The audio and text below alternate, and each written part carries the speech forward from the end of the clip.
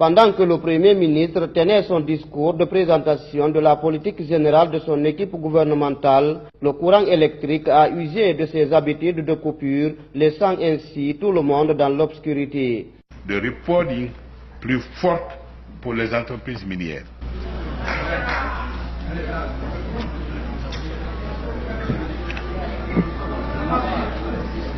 Après avoir pris ce verre d'eau, le Premier ministre va demander si le micro marche encore, comme s'il ne savait pas que le courant avait boudé la salle.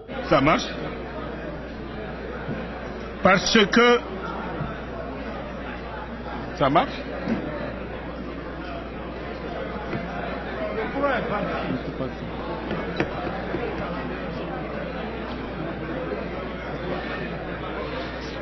Ainsi, Kassori Fofana va offrir un sourire au public et demander du calme pour pouvoir continuer son discours. Cela après avoir reçu l'ordre du président de l'Assemblée nationale.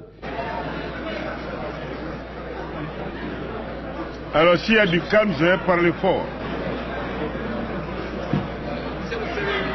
Vous avez une voix qui porte.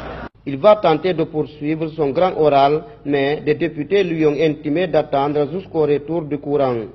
Monsieur le Président, faites du calme, je vais parler fort. Je vais m'égosiller pour que vous entendiez. Hein?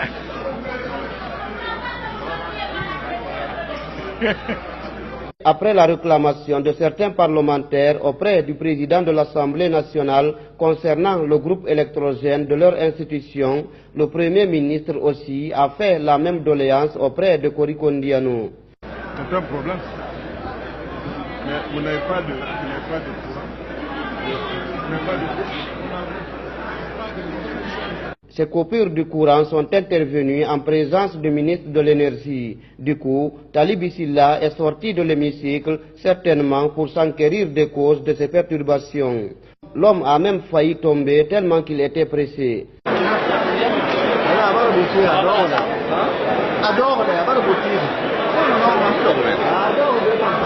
Mariamata Taba était parmi les députés qui ont demandé des sanctions auprès du Premier ministre contre les gestionnaires de l'électricité. Mais quand nous lui avons posé la nature de la sanction qu'elle demandait, sa réponse a tout de suite permis de comprendre qu'elle avait changé d'avis. Bon, écoutez, ça c'était qu'un chahut, ça c'est une chose habituelle.